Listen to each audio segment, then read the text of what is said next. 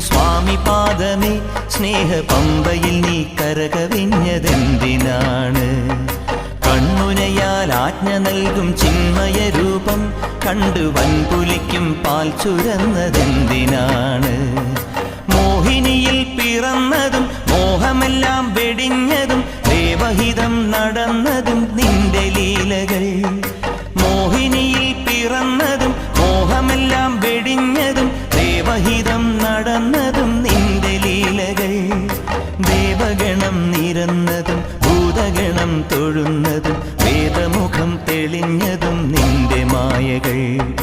ദേവഗണം നിരന്നതും ഭൂതഗണം തൊഴുന്ന